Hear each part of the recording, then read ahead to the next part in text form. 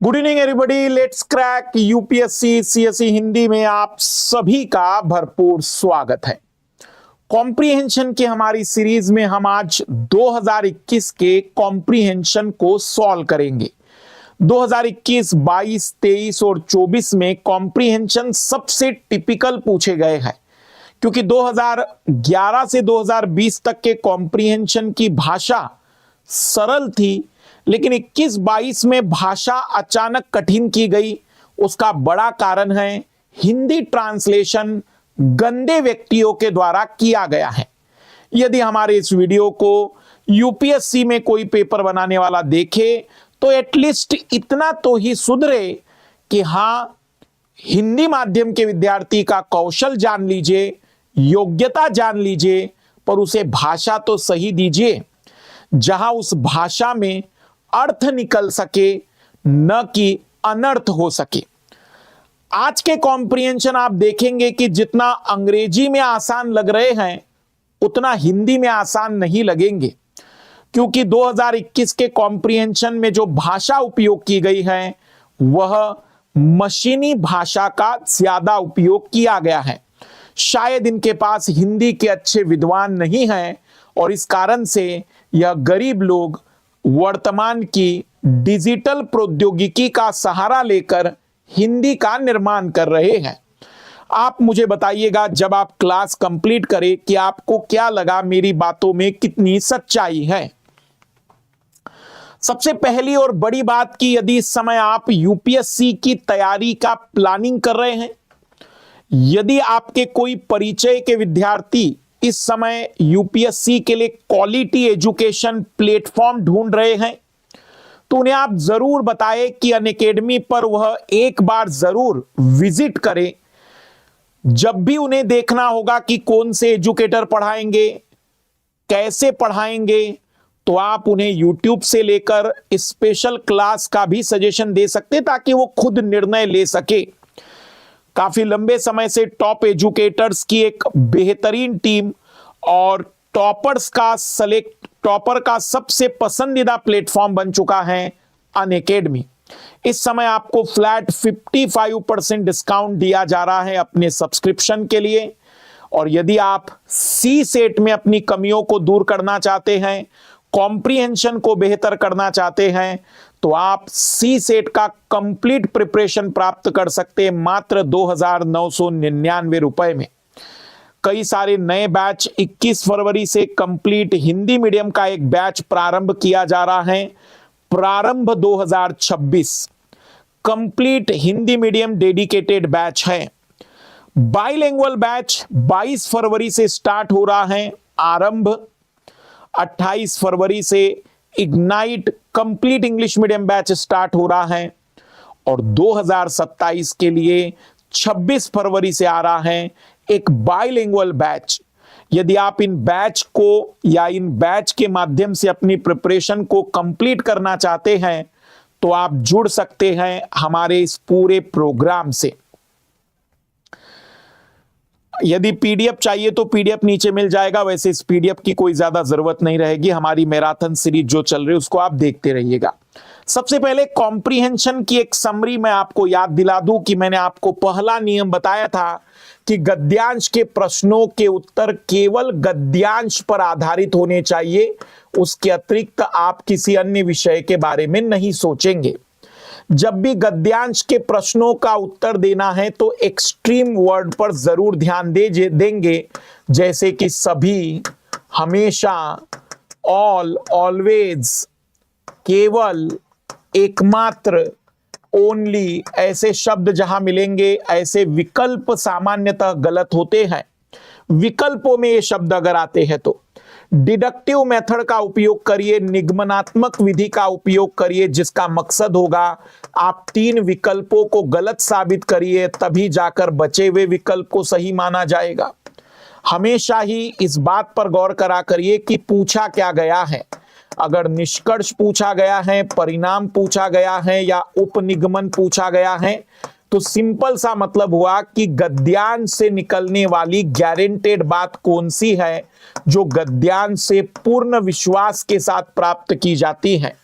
संदेश का मतलब होता है कि लेखक क्या सिखाना चाहता है, क्या सीख देना चाहता है। अंतिम पंक्तियों की ओर जनरली इसमें आपको मिल जाएगा। लेकिन यदि किसी का केंद्र बिंदु पूछा जाता है तो ऐसी सिचुएशन में जो शब्द सबसे ज्यादा बार पुनरावृत्त होगा वो केंद्र बिंदु होता है। टाइटल का अभिप्राय होता है कि किस विषय पर यह चर्चाएं की गई हैं। हमेशा ही विषय प्रारंभिक पंक्तियों में इसके बारे में जिक्र मिल जाएगा। और सबसे ज्यादा जरूरी, जब भी आप कॉम्प्रिहेंशन पढ़ेंगे तो पढ़ने की स्पीड कम रखेंगे और समझते हुए चलेंगे। ऐसा समझेंगे कि सामने कोई व्यक्ति खड़ा होकर आपको वो सारी बातें बता रहा है।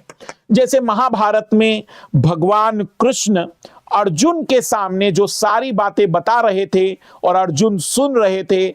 जब आप कॉम्प्रिहेंशन पढ़े तो ऐसा ही विचार करें कि भगवान श्री कृष्ण स्वयं तुम्हारे सामने कॉम्प्रिहेंशन पढ़ रहे हैं, तुम्हें वो ज्ञान दे रहे हैं और उसी ज्ञान से तुमसे एक प्रश्न पूछा जाएगा। इसलिए जब भी कोई व्यक्ति कॉम्प्रिहेंशन पढ़े तो उसे केवल पढ़े नहीं, महसूस करे। पढ़ते समय ये बात हमेशा याद रखे कि कोई आपको ये सारी बातें बता रहा है और उसके आधार पर वो एक प्रश्न पूछेगा। जैसे विक्रम बेताल नाम की एक सीरीज आती थी, हम जब छोटे थे उस जमाने में, तो महाराज विक्रमादित्य जिन्हें विक्रम कहते थे, उनके कंधे पर हम कहेंगे कि बेताल बैठ जाता था और वह बेताल एक कहानी बताता था और अंत में एक सवाल पूछता था। राजा सवाल का जवाब देने के लिए विवश हो जाता था। जैसे ही राजा जवाब देता था, बेताल राजा को छोड़कर पुनः चला जाता था। समझिएगा कि वैसे ही कोई कहानी बता रहा है और उसी के आधार पर आपसे एक प्रश्न पूछा जाएगा। इसलिए जितना हो सके कॉम्प्रिहेंशन को पढ़िए नहीं, ज्यादा से ज्यादा महसूस करिए। 2021 के कॉम्प्रिहेंशन रियल में कठिन कॉम्प्रिहेंशन है और मैं इन कॉम्प्रिहेंशन को पढ़ रहा हूं। आप उत्तर निकालने की कोशिश करिएगा ताकि आप ये सीख सके कि कठिन कॉम्प्रिहेंशन कैसे पढ़े जाते हैं। बिना समय की बर्बादी किए शुरू करते हैं। शोधकर्ताओं ने मटर के कीड़ों और रस चूसने वाले कीड़ों से युक्त कृत्रिम तृण भूखंडों को रात में स्ट्रीट लाइट के अनुरूप आलोकित किया। Researcher stimulated street lightning on artificial grassland plot. अब जरा बताइए, ये तृण भूखंड इन गधों को, जो भी इसका ट्रांसलेशन कर रहा है मेरे हिसाब से गधा है, इस भारत भूमि पर पैदा हुआ एक ऐसा मानव है जिसको केवल जबरदस्ती उच्च पद प्राप्त हो गया है। क्या तृण भूखंडों को वो गरीब लिख नहीं सकता था कि घास के मैदान बनाए गए? कृत्रिम घास का मैदान, उसे तृण भूखंड लिखा है गंदे ने, बेशरम ने। ऐसे व्यक्ति को कभी न कभी उसी के इन तरीके के जितने उसने कर्तव्य निभाए हैं उसका परिणाम यह ब्रह्मांड उन्हें सौंपे, ऐसी उम्मीदें मैं करता हूं। तो कृत्रिम grassland plot containing P aphids shape sucking insect at night, मतलब रात के समय छोटे छोटे ग्रासलैंड बनाए गए और उन पर कीड़ों को रखा गया जो कि मटर के पौधे का रस चूसते थे। इन्हें दो अलग अलग प्रकार के प्रकाश में रखा गया। These were exposed to two different type of light. नवीनतर वाणिज्यिक एलईडी प्रकाश के सदृश श्वेत प्रकाश और सोडियम स्ट्रीट लैंपों के सदृश amber Prakash. A white light similar to newer commercial LED lights and amber light similar to sodium street lamp, जो सड़कों पर एक हल्का एम्बर कलर, हल्का भूरे रंग का जो प्रकाश होता है, एम्बर प्रकाश जो होता है, उस प्रकार का एक प्रकाश दिया गया और एक सफेद रंग का प्रकाश दिया गया। मटर कुल के जंगली पौधे जो कि घास के मैदान में मटर के कीड़ों के लिए खाद्य के स्रोत हैं। जो मटर के पौधे हैं वो इन कीड़ों के लिए भोजन का स्रोत है। इन पौधों पर निम्न तीव्रता युक्त एम्बर प्रकाश डालने पर देखा गया कि इसमें पुष्पन प्रेरित होने की बजाय बाधित होता है। मतलब इनमें जो सोडियम वाला प्रकाश था, इसके कारण उनमें फूल नहीं खिले बल्कि फूलों का खिलना बंद हो गया। प्रकाश के प्रभाव के अंतर्गत सीमित मात्रा में खाद्य उपलब्ध होने के कारण कीड़ों की संख्या में भी कमी आ गई, और जब वहां फूलों का विकास नहीं हुआ तो सीड नहीं बन पाए, बीज नहीं बन पाए, जिसके कारण कीड़ों की संख्या में भी कमी आ गई। The low intensity amber light was shown to inhibit rather than induce flowering in a wild plant of the pea family, which is a source of food for the pea aphids in grassland. The number of aphids was also significantly suppressed under the light treatment due to the limited amount of food available. लेखक ने बताया है कि दो तरीके का प्रकाश है, ध्यान से समझना, दो तरीके का प्रकाश है। कहीं पर प्रकाश की कम और ज्यादा तीव्रता की बात नहीं की गई है। दो अलग अलग प्रकाश है, एक श्वेत प्रकाश है, एक एम्बर प्रकाश है। एम्बर प्रकाश में पौधों में पुष्पन नहीं हुआ, जिससे वो कीड़े भी कम हो गए। श्वेत प्रकाश में ऐसा नहीं हुआ जो कि एम्बर प्रकाश में देखा गया। अब इस पूरे कॉम्प्रिहेंशन से आप क्या निष्कर्ष निकालेंगे महोदय, पूछा गया है। उच्च तीव्रता युक्त प्रकाश की तुलना में निम्न तीव्रता युक्त प्रकाश का पौधों पर अधिक बुरा प्रभाव पड़ता है। अब यहां हमें यह पहली बात क्लियर होनी चाहिए कि महोदय यहां प्रकाश की तीव्रता का वर्णन नहीं है, दो अलग अलग प्रकार के प्रकाश है, श्वेत और एम्बर प्रकाश। इसलिए पहला वाला विकल्प तो शुद्ध रूप से गलत है। प्रकाश प्रदूषण का किसी पारिस्थितिकी तंत्र पर स्थायी रूप से प्रतिकूल प्रभाव पड़ सकता है। Light pollution can have a permanent adverse impact on an ecosystem. जैसे कि हमने देखा कि वहां पर कीड़ों की संख्या भी कम हो गई फूलों के प्रेरित न होने के कारण, एम्बर प्रकाश के कारण, लेकिन संभावित है, अभी गारंटी नहीं है। पौधों के पुष्पन के लिए अन्य रंगों के प्रकाश की तुलना में श्वेत रंग का प्रकाश बेहतर होता है। White light is better for flowering of plant as compared to light of other color। अब देखो यहां उसने केवल एम्बर कलर का बताया है। रेड लाइट का क्या इंपैक्ट पड़ेगा, ग्रीन लाइट का क्या इंपैक्ट पड़ेगा, येलो लाइट का क्या इंपैक्ट पड़ेगा, ये अभी महोदय क्लियर नहीं किया गया है। तो क्या हम ये कह सकते हैं कि उसमें ये बात दावे के साथ की जा सकती है कि अन्य प्रकाश का बुरा प्रभाव पड़ेगा? एम्बर का बुरा प्रभाव पड़ा है, लाल का क्या होगा हमें नहीं पता, इसलिए अन्य प्रकाशों के बारे में हम कोई बातचीत नहीं कर सकते हैं। किसी पारिस्थितिकी तंत्र में उपयुक्त तीव्रता का प्रकाश पुनः तीव्रता की बात नहीं है, अलग अलग प्रकाश की बातचीत है, इंटेंसिटी की बातचीत नहीं है। सच बताऊं मैं तो आंसर बी मुझे नहीं पता कि सच में आ भी रहा है कि नहीं, क्योंकि ऐसी एग्जैक्ट बात तो नहीं दिख रही है। बुरा प्रभाव जरूर दिख रहा है, लेकिन इस उत्तर को मैं इसलिए चुन रहा हूं क्योंकि पहला और चौथा तो इंटेंसिटी की बात कर रहा है जो लेखक ने नहीं कही थी, और तीसरा इसलिए गलत है क्योंकि उसने श्वेत रंग और एम्बर की तुलना की है। दो लोगों की तुलना से बाकी सब के बारे में हम परिणाम नहीं निकाल सकते हैं, और इसी कारण से इस प्रश्न का उत्तर आएगा केवल और केवल option B. White light is better for flowering of plant as compared to light of other color. Proper intensity of light is an ecosystem is important not only for plant but for animal too. तो उसने तीव्रता के बारे में कहीं चर्चाएं नहीं की हैं। अब यहां पर कहेंगे कि सर फिर हम कौन से मीडियम से पढ़े, हम कहेंगे हिंदी में ही पढ़ेंगे, लेकिन जहां हमें शब्द कठिन लगेगा, जैसे मुझे वो गंदा सा शब्द तृण भूखंड गल बिल्कुल कठिन लगा, मैं समझ ही नहीं पाया कि वो क्या है, लेकिन जब मैंने यहां आर्टिफिशियल ग्रासलैंड पढ़ा तो मैं समझ गया कि अच्छा घास का मैदान, सिंपल सा घास का मैदान लिख सकते थे। मेरी रिक्वेस्ट है कि जो भी संस्थान भारत में युवाओं की परीक्षा ले रहे हैं, पहले वो अपने आप को परीक्षा लेने के योग्य बनाएं, अन्यथा परीक्षा लेना बंद कर दे, क्योंकि तुमसे ना होगा तो किसी और से तो हो ही जाएगा। मतलब क्या हिंदी में तृण भूखंड में इनके नाती पोतियों से पूछता हूं, अगर जिसने पेपर बनाया वो अपने नाती पोती से पूछ ले और अगर उनका नाती पोती तृण भूखंड बता दे तो यकीन मानिए वो व्यक्ति जो कहे मैं करने के लिए तैयार हूं। पर उस गधे को खुद तृण भूखंड आज पूछ लूं तो पता नहीं चल पाएगा कि ये तृण भूखंड क्या लिखा था।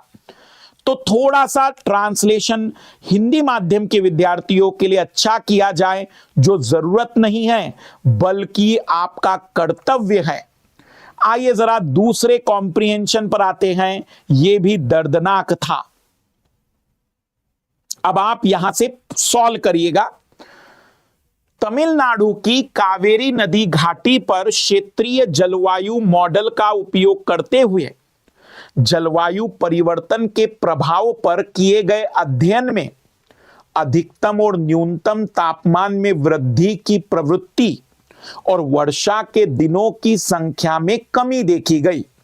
मतलब एक स्टडी की गई है, a study conducted on the impact of climate change over the Kaveri basin of Tamil Nadu using regional climate model।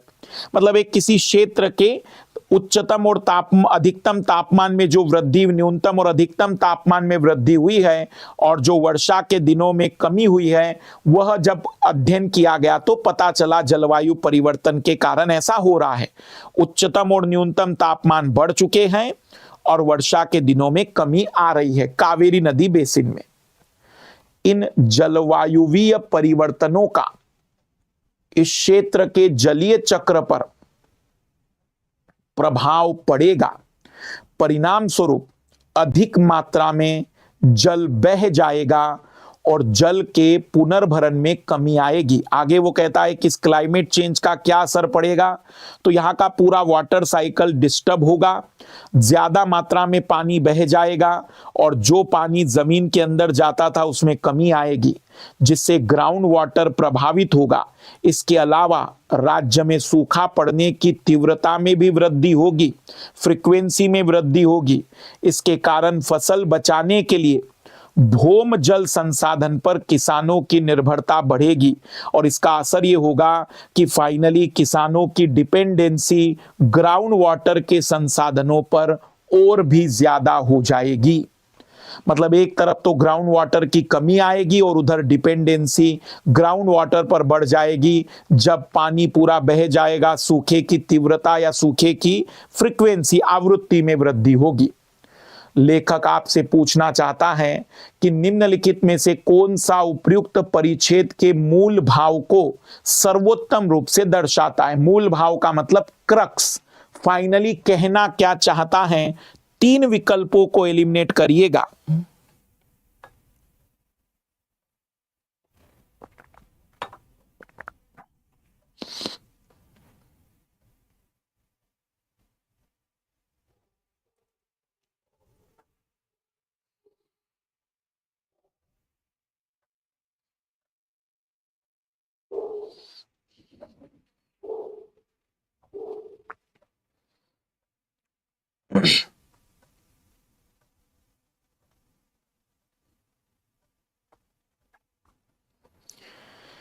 एक एक ऑप्शन को गलत करते चलिए। मैं कहूंगा कि मुझे ये बताइए कमेंट्स करके कि आप ए आंसर को क्यों नहीं मान रहे हैं या आप बी को क्यों मान रहे हैं।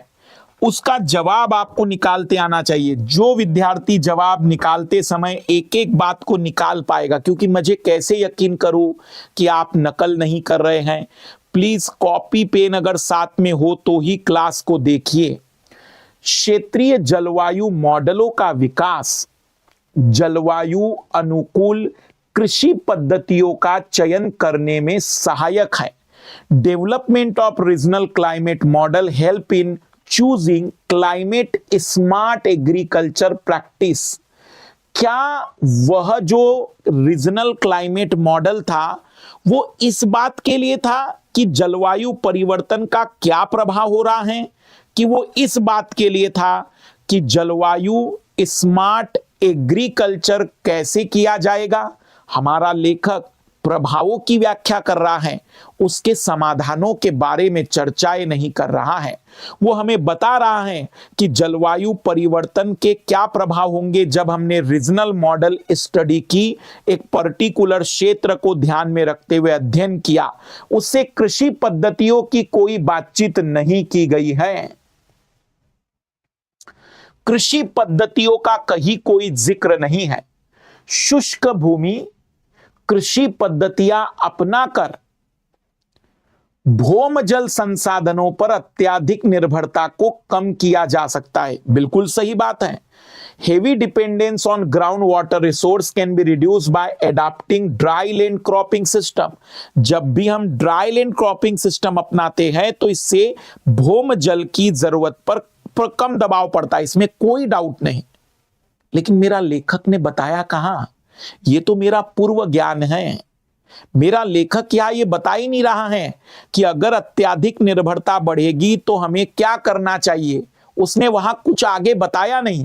उस गंदे आदमी ने तो बस इतना ही बताया कि इसके अतिरिक्त राज्य में सूखा पड़ने की बारंबारता में वृद्धि होगी और इसके कारण फसल बचाने के लिए भौम जल संसाधनों पर किसानों की निर्भरता बढ़ी है, मतलब ग्राउंड वाटर रिसोर्स पर ज्यादा डिपेंडेंसी हुई है। उसे कैसे कम किया जाए ये मेरे लेखक ने नहीं बताया है, इसलिए ये मेरा आंसर बिल्कुल भी नहीं हो सकता है।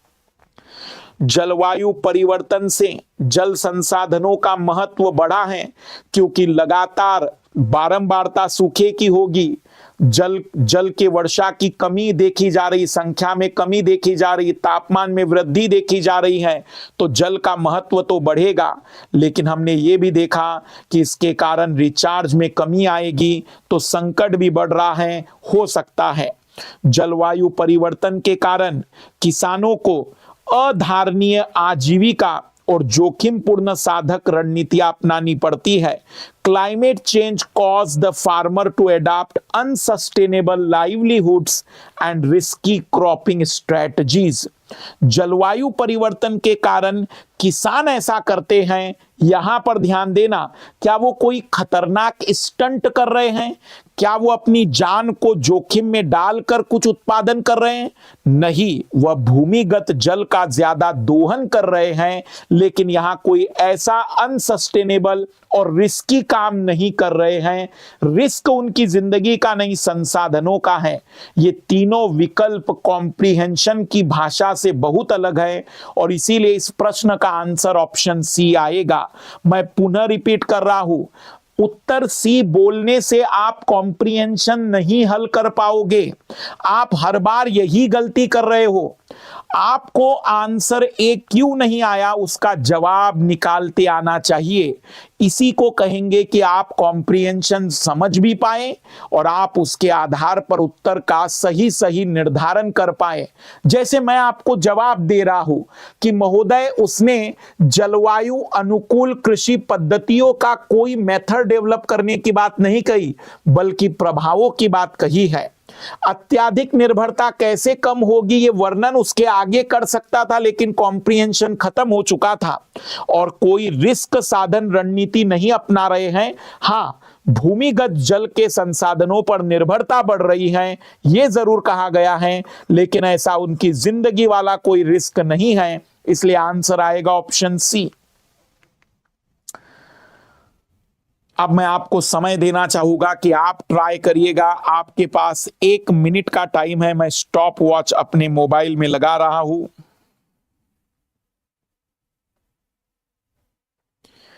प्रैक्टिस करिए, जितना प्रैक्टिस होगा उतना आपके लिए बेहतर रहेगा।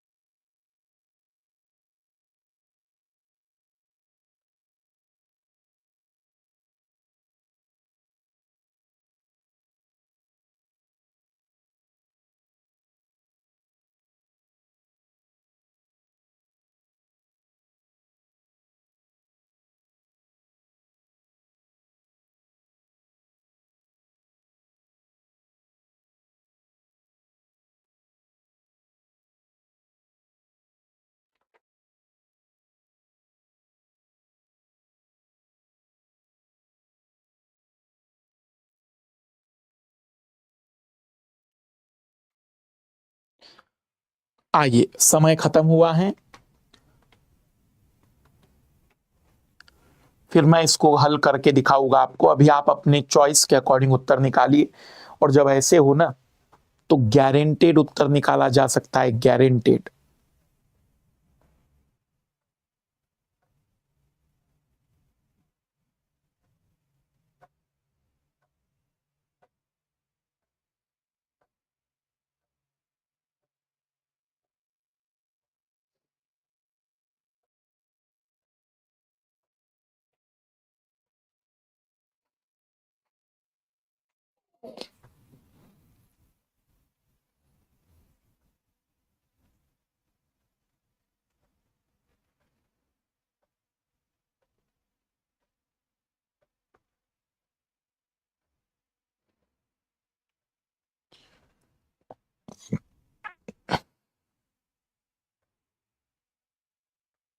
आइए देखते हैं।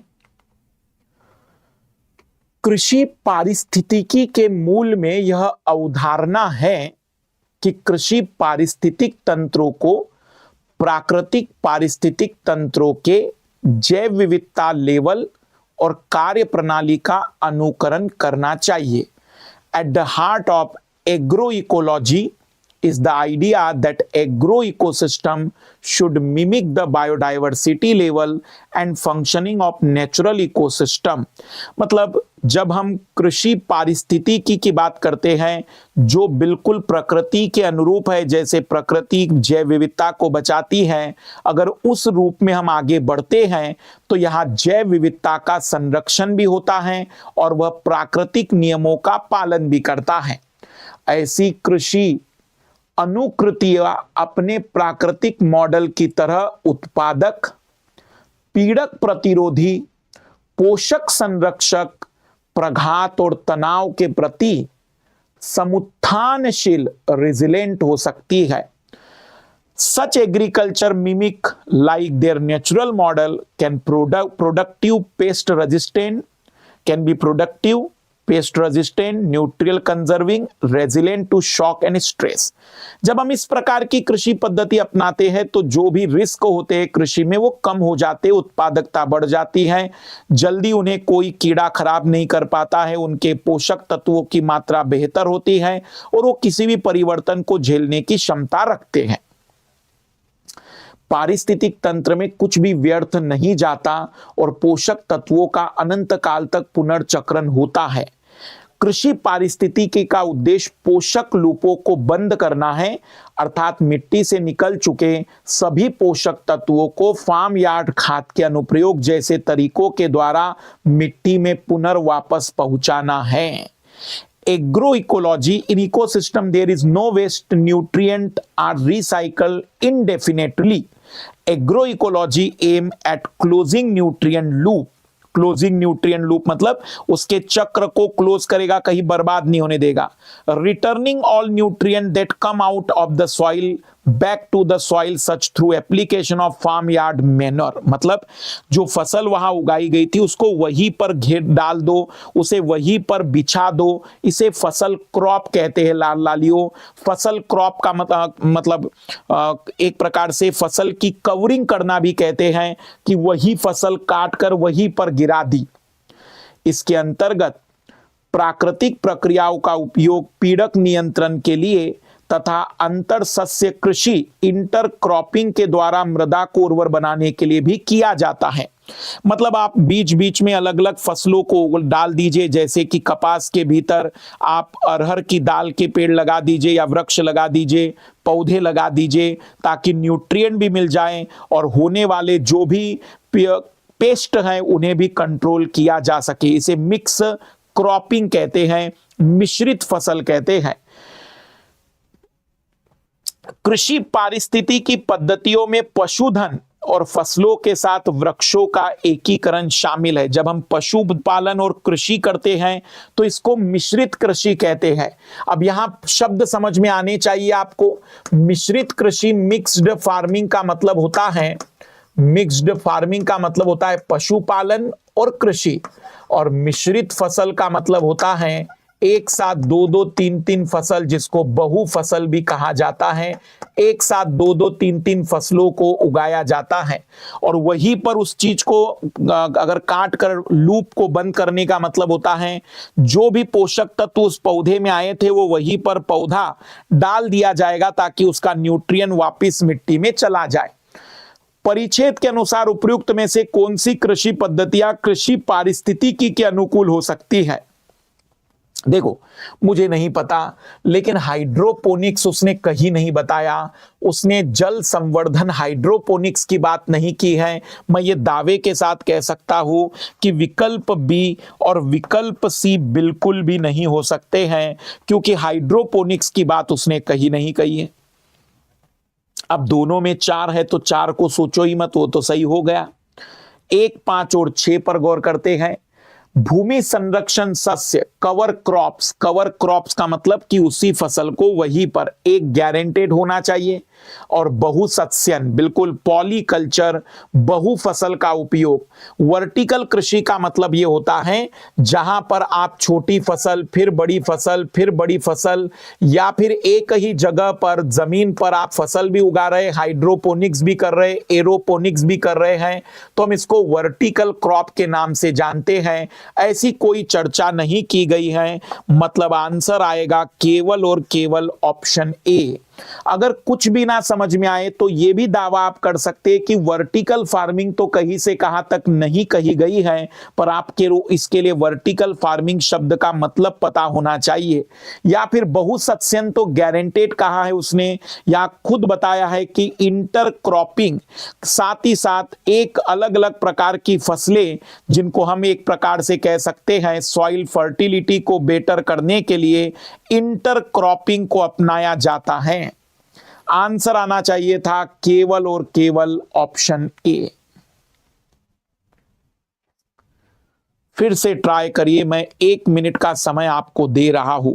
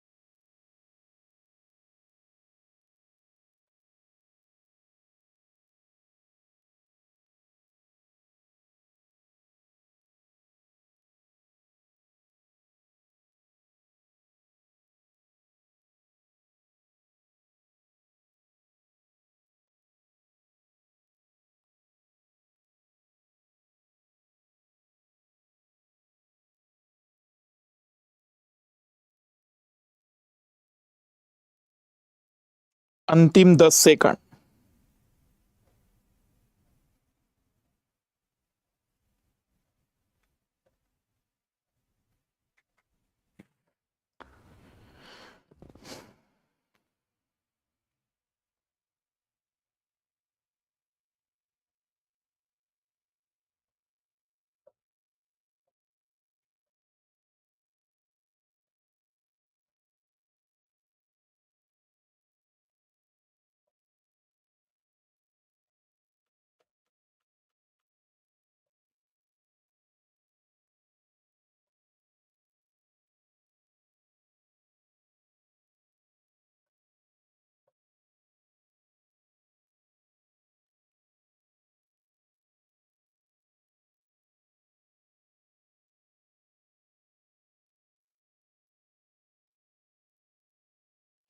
देखो, जो लाल लाली अगर आंसर की लेकर बैठे हैं तो मैं कहूंगा मत पढ़ो बेटा, कोई क्रिकेट मैच अच्छा चल रहा होगा उसी को देख लो।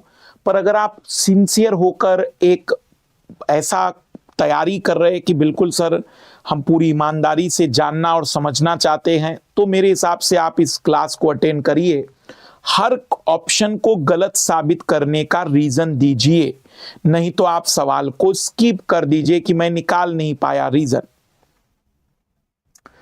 न केवल क्रेडिट कार्ड के विवरण और डेटाबेस जैसे अमूर्त डेटा के साथ कंप्यूटर का संबंध उत्तरोत्तर बढ़ता जा रहा है, बल्कि भौतिक वस्तुओं की वास्तविक दुनिया और संवेदनशील मानव शरीर के साथ भी यह संबंध बढ़ रहा है।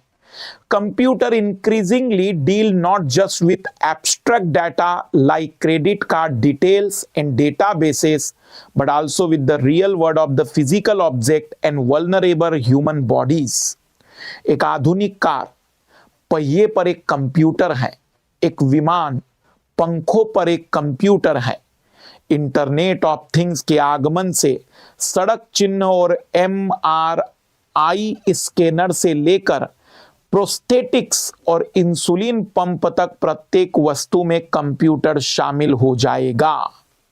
अब modern car is a computer on wheel, मतलब एक मॉडर्न कार और कुछ नहीं है, पहिए पर एक कंप्यूटर है। Aeroplane is a computer on wings, हवाई जहाज एक पंखों पर कंप्यूटर है। The arrival of Internet of Things will see computer baked into everything from road sign and MRI scanner to prosthetic and insulin pump। हर जगह computer आ गया। इस बात का प्रमाण नगण्य है कि ये उपकरण इनके डेस्कटॉप समकक्ष की तुलना में अधिक विश्वास योग्य होंगे।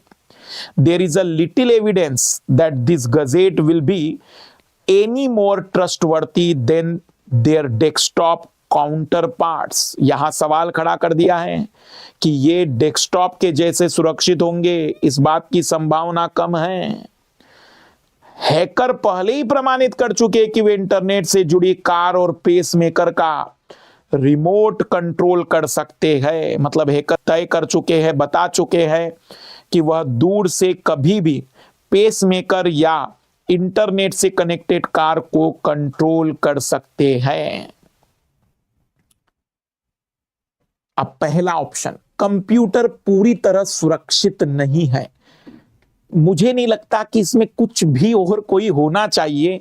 गारंटेड दावे के साथ हर जगह कंप्यूटर के बाद लास्ट में उसने उसकी बुराई कर दी कि यह पूरी तरह सुरक्षित नहीं है अपने काउंटर पार्ट के जैसे। पर सॉफ्टवेयर बनाने वाली कंपनियां साइबर सुरक्षा को गंभीरता से नहीं लेती। यहां सॉफ्टवेयर की बात नहीं चल रही है, यहां बात कंप्यूटर की चल रही है। डेटा सुरक्षा संबंधी कठोर नियमों की आवश्यकता है। यहां बात डेटा सुरक्षा की नहीं, कंप्यूटर के एक प्रकार से रिस्की होने की बात चल रही है। और याद रखना, बिल्कुल ऐसा महसूस होगा कि डेटा की बात कही है, उसने केवल यह कहा है कि अब क्रेडिट कार्ड की डिटेल और डेटाबेस की जगह पर अब कंप्यूटर और कई जगह पर आ चुका है। संचार प्रौद्योगिकी की वर्तमान प्रवृत्ति भविष्य में हमारे जीवन को प्रभावित करेगी। भैया अभी प्रभावित कर रही है, भविष्य में क्या करेगी?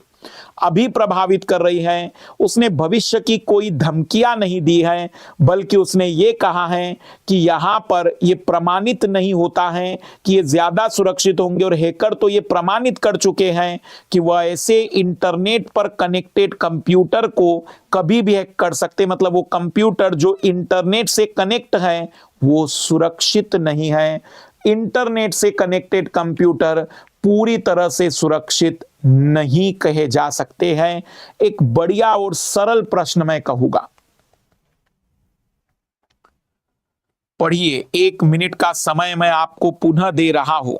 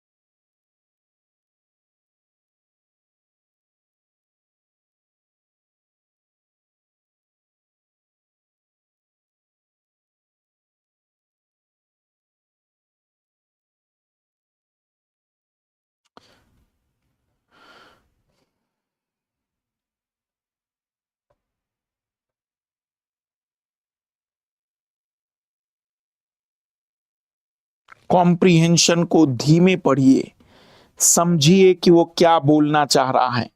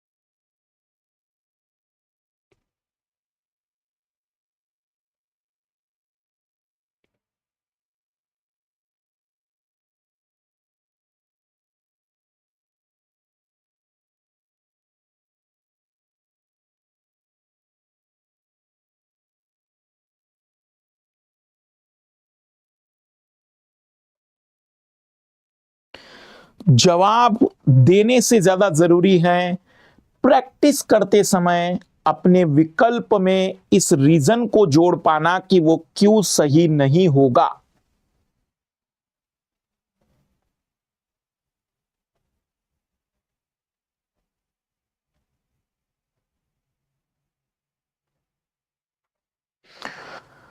ऊर्जा और जलवायु संबंधी नीति निर्माण के क्षेत्र में भारत चुनौतीपूर्ण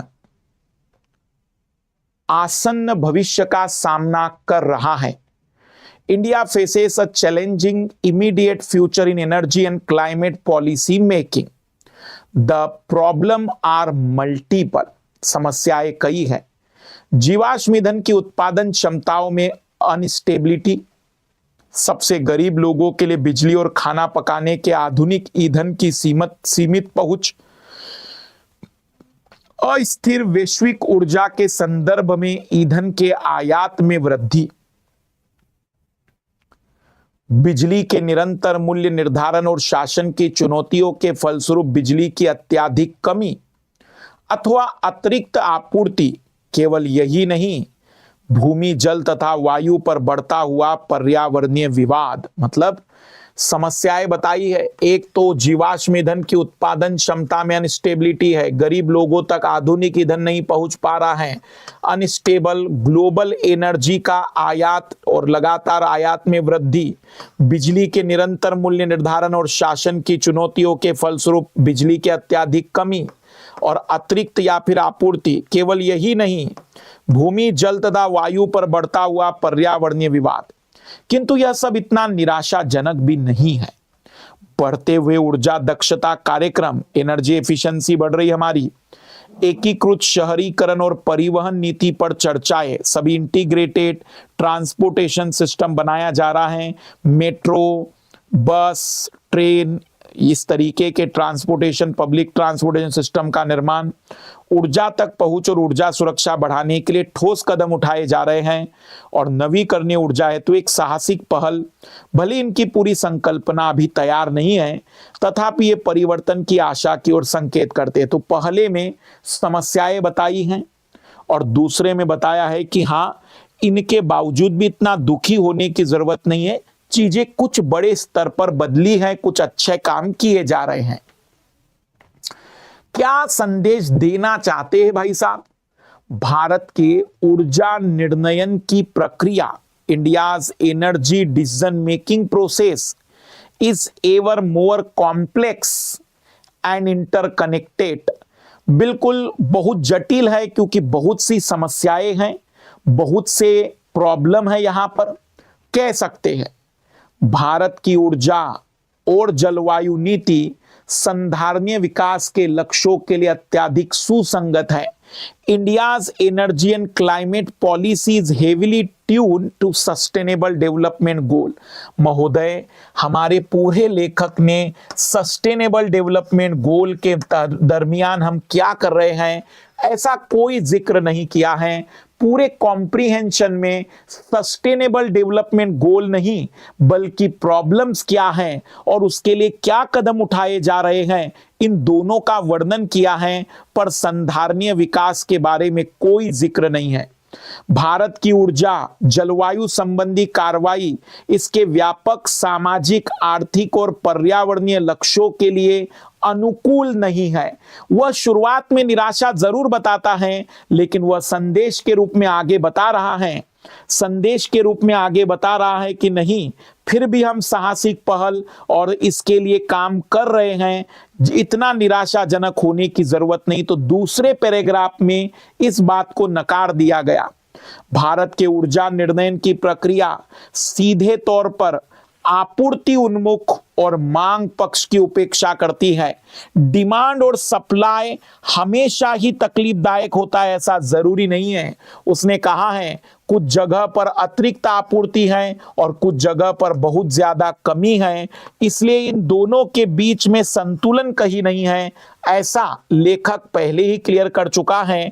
पर यहां पर केवल इसी कारण से ही सब कुछ नहीं हो रहा है, अन्य कई कारक इसके लिए जिम्मेदार हैं, केवल आपूर्ति और मांग वाला कारक नहीं है। यह एक जटिल मुद्दा है जो कई समस्याओं के कारण उत्पन्न होता है, जिसमें जीवाश्म ईंधन की उत्पादक क्षमता में अनस्टेबिलिटी, गरीब लोगों तक आधुनिक ईंधन की आपूर्ति का ना होना, वैश्विक ऊर्जा में आने वाली अनस्टेबिलिटी और आयात में वृद्धि, बिजली की कीमतों में होने वाली वृद्धि या बिजली की कहीं अत्यधिक कमी तो अत्यधिक आपूर्ति, इसके अलावा भी कई अन्य कारक हैं। इसलिए यह एक जटिल प्रक्रिया है जो कि एक दूसरे के साथ कनेक्टेड है, जिसके समाधान भी लेखक ने दिए हैं। 1 मिनट का समय हम आपको पुनः देंगे। आप प्लीज आंसर की देखिए नहीं, बल्कि सीखिए कि कैसे हम इसे डिराइव कर सकते हैं।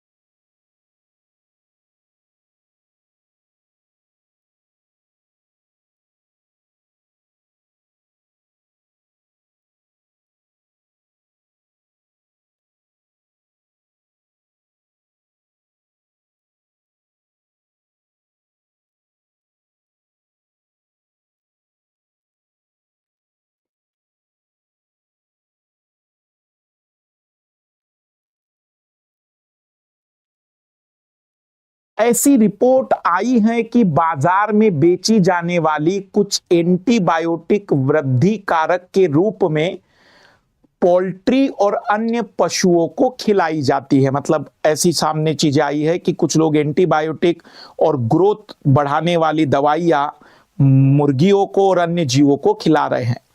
इन औषधियों के अति प्रयोग से ऐसे सुपर बग और रोगाणु उत्पन्न हो सकते हैं जो बहु औषधियों के लिए प्रतिरोधी हो, मतलब ऐसे बैक्टीरिया पैदा हो सकते हैं जिन पर कई दवाइयों का कोई असर ना हो, जो मनुष्य में भी प्रवेश कर सकते हैं। इससे सचेत होकर कुछ मुर्गी पालन कंपनियों ने मुर्गियों का तेजी से वजन बढ़ाने के लिए औषधियों का प्रयोग बंद कर दिया। इसके बाद फिर कुछ लोगों ने इस तरीके की दवाइयां बंद कर दी। 1990 के दशक से जब डेनमार्क में एंटीबायोटिक वृद्धि कारक के प्रयोग पर रोक लगाई है, प्रमुख शुकर शुकर मतलब सुअर मांस निर्यातक का कहना है कि अधिक संख्या में सुअर पैदा हो रहे हैं और पशुओं में भी रोग कम हो रहे हैं। मतलब जब उन्होंने एंटीबायोटिक जो जबरदस्ती दी जा रही थी, जब वो बंद कर दी तो बीमारियां भी कम हो रही हैं और बड़ी संख्या में पोर्क भी पैदा हो रहे हैं, पिग भी पैदा हो रहे हैं।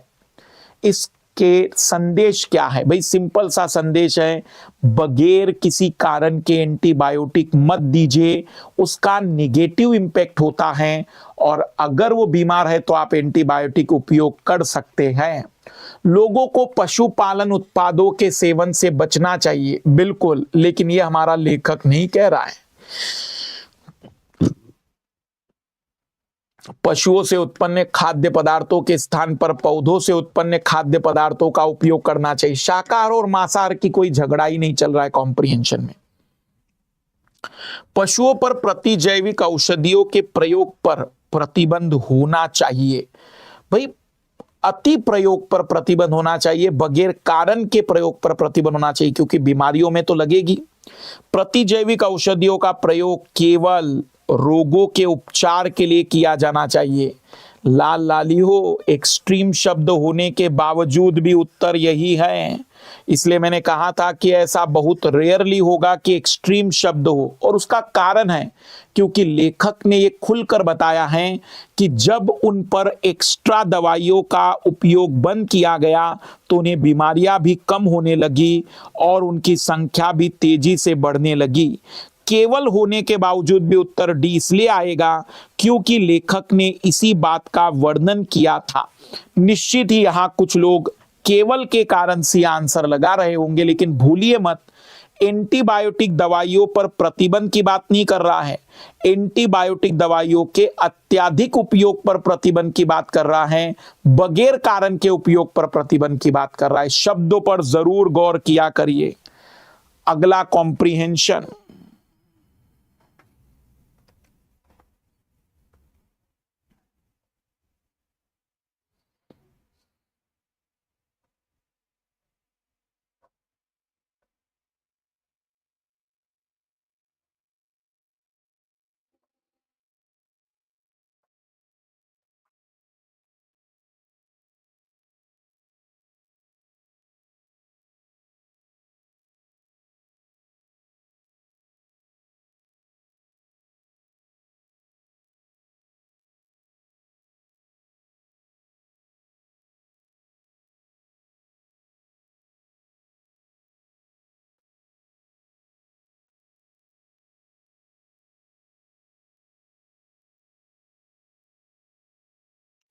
दिल्ली की नई मुख्यमंत्री का नाम डिक्लेयर हो गया है। फाइनली दिल्ली की नई मुख्यमंत्री रेखा गुप्ता बनने वाली हैं, डिक्लेयर कर दिया गया है। काफी लंबे समय से एक कश्मकश बना हुआ था।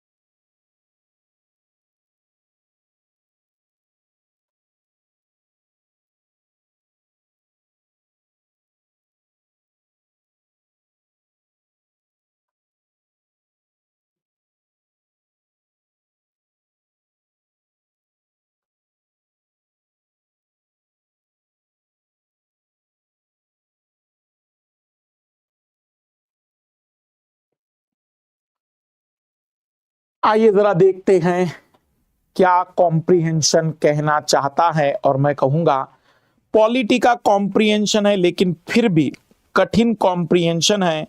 और इसीलिए मैंने आपसे कहा था कि 2021 के जो कॉम्प्रिहेंशन थे वो रियल में बहुत ही अच्छे कॉम्प्रिहेंशन कहलाएंगे। यह निश्चित है कि राजद्रोह, युद्ध और विधि की अवहेलना अथवा उल्लंघन को प्रजा की अनैतिकता पर उतना नहीं मढ़ा जा सकता जितना कि उस अधिराज्य की बुरी स्थिति पर। मतलब अगर राज्य ही खराब होगा तो फिर अगर ये सारी राज्य की बुराई होगी तो राजद्रोह, युद्ध और विधि की अवहेलना होगी ही। इसलिए यह जनता के ऊपर नहीं है बल्कि राज्य की अच्छाई और बुराई पर निर्भर करता है कि यह ऐसा होगा कि नहीं। क्योंकि मनुष्य जन्मजात रूप से नागरिकता के लिए उपयुक्त नहीं होते, अपितु उन्हें नागरिकता के लिए उपयुक्त बनाया जाना चाहिए। मतलब मनुष्य जन्म से ही नागरिक नहीं होता है, उसको उस तरीके से ढाला जाता है, उसका विकास किया जाता है, उसके लिए काम करता है राज्य ताकि वह उसके प्रति समर्पित हो सके। इसके अतिरिक्त मनुष्य में नैसर्गिक मनोभाव सर्वत्र समान होते हैं, और यदि अनैतिकता अधिक प्रबल होती है और किसी राष्ट्रमंडल में दूसरे राष्ट्रमंडल की तुलना में अधिक अपराध होते हैं तो यह निश्चित ही पूर्ववर्ती राष्ट्रमंडल ने एकता के लक्ष्य के लिए पर्याप्त रूप से न तो प्रयास किए और न ही पूर्व विचार करके अपनी विधि बनाई है। एक एग्जाम्पल भी दिया है कि अगर किसी राष्ट्रमंडल मतलब देशों का समूह कहिए या देश, जहां पर अपराध ज्यादा हो रहे हैं, इसका मतलब उस देश ने एकता के लक्ष्य के लिए अच्छे कार्य नहीं किए और न ही अच्छे कानून बनाए होंगे, और इसलिए वह राष्ट्रमंडल के रूप में अपने अधिकार को बेहतर बनाने में विफल रहा और इसीलिए वह एक राष्ट्र के रूप में फेल माना गया। मतलब रियल में कहीं पर भी कहीं पर भी नागरिक राजद्रोह करते, युद्ध करते हैं या विधि का उल्लंघन करते हैं तो वह नागरिकों की बुराई नहीं है, उस राज्य की बुराई है जो उस राज्य नागरिक को बेहतर एकता के सूत्र में नहीं बांध पाया, अच्छे विधि कानून नहीं बना पाया, वह राज्य एक अच्छा काम नहीं कर पाया और इसीलिए ऐसी घटनाएं वहां हो रही हैं। क्या निष्कर्ष निकाला जा सकता है? प्रत्येक अधिराज्य में राजद्रोह, युद्ध और विधि के उल्लंघन जरूरी है। नहीं, ऐसा कहीं नहीं कह रहा है वो, बल्कि कह रहा है कि इनके लिए नागरिक जिम्मेदार नहीं, राज्य खराब होगा तो ये होगा ही। किसी अधिराज्य में सभी समस्याओं के लिए संप्रभु उत्तरदायी होता है, न कि जनता। नहीं, सभी समस्याओं के लिए तो नहीं, लेकिन इन समस्याओं के लिए तो जरूर होता है, ऐसा उसने कहा है। वह अधिराज्य सर्वोत्तम है जो एकता के लक्ष्य के लिए प्रयास करता है और जिसके पास अच्छे नागरिकता के लिए विधि होती है। बिल्कुल, अच्छी नागरिकता जिसके पास होगी, एकता के लिए कदम उठाएगा, वो अच्छा राज्य होगा। लोगों द्वारा अच्छा अधिराज्य स्थापित कर पाना असंभव है। नहीं, लोग तो अच्छा राज्य बनाना चाहेंगे अगर वो एक अच्छे नागरिक बने, और अच्छे नागरिक बनाने का दायित्व एक अच्छे कानून का होता है। देखो, ये कॉम्प्रिहेंशन इसलिए खूबसूरत मुझे लगा, केवल इसलिए क्योंकि इसमें एक नया ज्ञान है। क्या नया ज्ञान है? राजद्रोह, युद्ध और कानून का उल्लंघन केवल नागरिक के कारण नहीं होता है। ताली एक हाथ से नहीं बचती है। एक बेस्ट एग्जाम्पल है ये। राज्य उतना खराब होगा भाई, जैसे कि अगर उत्तर कोरिया में कानून को तोड़ा जा रहा होगा या फिर अफगानिस्तान में विद्रोह किया जा रहा होगा तो वो राज्य भी तो बकवास होगा। यह घटना अमेरिका में क्यों नहीं मिल रही है? यह घटना ब्रिटेन में क्यों नहीं मिल रही है? यह घटना फ्रांस में क्यों नहीं मिल रही है? यह घटना स्वीडन और डेनमार्क में क्यों नहीं मिल रही है? क्योंकि वे अच्छे राज्य हैं जिन्होंने एकता और ऐसे विधि बनाई जिससे कि वहां के जनता नागरिकता के बोध को महसूस कर पाई। उन्हें यकीन हुआ कि ये जगह मेरी है और इसके प्रति मेरे कर्तव्य है, मेरे इसके प्रति कुछ दायित्व है। ये नागरिकता का बोध उस राज्य ने कराया है। तो ये बड़ा खूबसूरत ज्ञान है, कहीं लिख कर रख दीजिएगा कि कहीं पर भी कानून के उल्लंघन, विद्रोह या राजद्रोह के लिए नागरिक ही जिम्मेदार नहीं होता है, राज्य भी जिम्मेदार हो सकता है। एरिस्टोक्रेटिक, अभिजात मतलब अमीर लोग,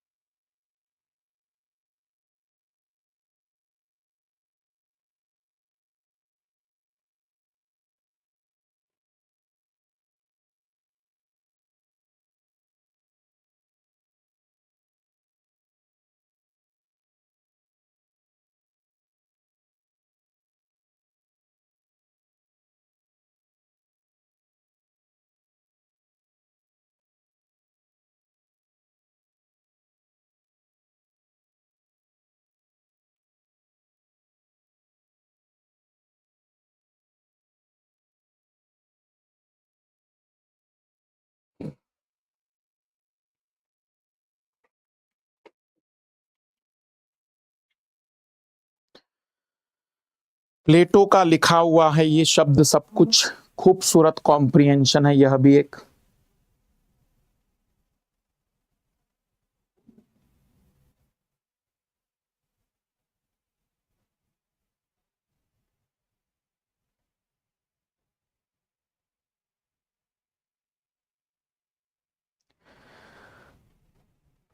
Aristocratic government ruin itself by limiting too narrowly the circle within which power is confirmed। जब अभिजातीय शासन स्वयं को उस दायरे में अत्यधिक रूप से सीमाबद्ध करके विनिष्ट कर लेता है जिस दायरे में सत्ता सीमित होती है, मतलब कुछ लोगों के पास सत्ता रहने का निर्णय होता है कि कुछ निश्चित परिवार, कुछ निश्चित जाति, निश्चित समुदाय के लोगों के पास ही शासन की शक्ति रहेगी। तो ये जो दायरा इन्होंने तय किया होता है, जब ये दायरा और छोटे करता चले जाते हैं तो यही इस एरिस्टोक्रेटिक या अभिजातीय शासन को समाप्त कर देता है। मतलब उसके समापन का कारण वो खुद ही है। अल्पतंत्रीय शासन तात्कालिक धन प्राप्ति के लिए असावधानी पूर्वक संघर्ष कर स्वयं को विनिष्ट कर देता है, और जो ओलिगार्किक गवर्नमेंट होती है वो खुद अपने आप को इसलिए खत्म कर देती है क्योंकि वह उन्हें अल्पकालिक आप धन की आपूर्ति चाहिए। अल्पतंत्रीय मतलब जिसमें कुछ लोगों को शासन में शामिल किया जाता है। यहां तक कि लोकतंत्र के अतिरेक से लोकतंत्र भी स्वयं को नष्ट कर देता है। अद्भुत। अगर लोकतंत्र भी बहुत ज्यादा लोकतांत्रिक रूप से दे दिया जाए तो वो भी लोकतंत्र को खत्म कर सकता है। इसका मूलभूत सिद्धांत यह है कि पद धारण करने और लोक नीति निर्धारण करने का सबको समान अधिकार अगर मिल गया तो प्रथम दृष्टि में तो यह अच्छा लगेगा, किंतु विनाशकारी बन जाता है क्योंकि लोग समुचित रूप से शिक्षित नहीं होते कि वे उत्तम शासक और सर्वाधिक विवेकपूर्ण मार्ग का चयन कर सके। क्योंकि हर व्यक्ति इतना बुद्धिमान नहीं होता है, लोगों में समझ नहीं होती और वे केवल वही दोहराते जो उनके शासक उन्हें कहना पसंद करते हैं। ऐसा लोकतंत्र निरंकुश शासन या स्वेच्छाचारी शासन होता है। प्लेटो बहुत जाने माने थिंकर है, देखो कितनी अद्भुत बात बताई। वो कहते हैं एरिस्टोक्रेटिक खुद उसी कारण से उत्पन्न होता है जिस उसी कारण से नष्ट होता है जिस कारण से उत्पन्न हुआ था। अल्पतंत्रिक शासन ओलिगार्किक सिस्टम भी उसी कारण से समाप्त होता है जिस कारण से उत्पन्न हुआ है। और लोकतंत्र से भी समाप्त हो सकता है क्योंकि अगर सबको ही नीति निर्माण में पार्टिसिपेट करा दिया, देश के प्रत्येक नागरिक से पूछने लग गए हम लोग कि कौन सी नीति अच्छी होगी, तो कई बार भेड़ चाल चल जाती है और वो शासक जो कहेगा उसके अनुरूप ही चलने लग जाते हैं। इससे लोकतंत्र ही समाप्त हो जाता है। क्या कहना चाहता है लेखक? मानव समाज शासन के विभिन्न रूपों के साथ प्रयोग करते हैं। मानव समाज शासन के भिन्न भिन्न रूपों के साथ प्रयोग करते, बकवास है। अपने मूलभूत सिद्धांत के अतिरेक के कारण शासन के किसी भी रूप का अपकर्ष हो जाता है। Any form of government trends to deteriorate by excess of its basic principle. क्या बात है। सभी नागरिक की शिक्षा ही पूर्ण कार्यात्मक धारणीय लोकतंत्र को सुनिश्चित करती है। शासन का अस्तित्व एक परिहार्य बुराई है क्योंकि वो शासन के सभी रूपों में निरंकुशता अंतर्निहित बकवास है। प्लेटो केवल एक ही बात बताना चाहते हैं, जब भी आप उसी मूल सिद्धांतों को बहुत ज्यादा उपयोग करेंगे जिससे शासन निर्मित हुआ था तो वो शासन को ही समाप्त कर देगा, उस व्यवस्था को ही नष्ट कर देगा। आखिरी सवाल आपको होमवर्क के रूप में दे रहा हूं मैं, इसका जवाब आपको कमेंट्स करना है। बताइएगा कि क्या आंसर इसका आएगा।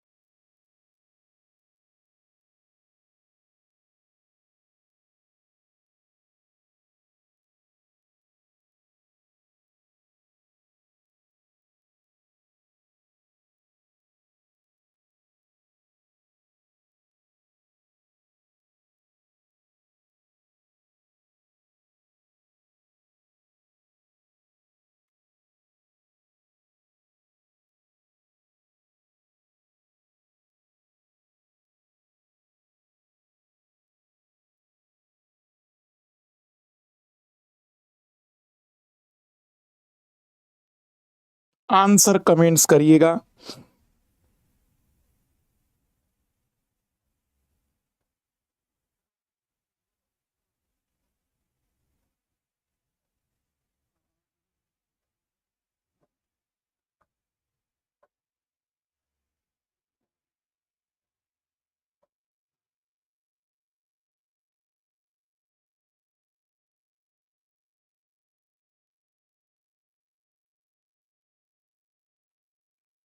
कल हम देखेंगे इसके आगे की बातचीत, कल मतलब नेक्स्ट क्लास में। कल में भी मैच होगा तो क्लास शायद ना रहे, क्योंकि चैंपियंस ट्रॉफी है तो थोड़ा इंडिया वाले मैच हम देखेंगे, बाकी कोई मैच नहीं देखेंगे। Share like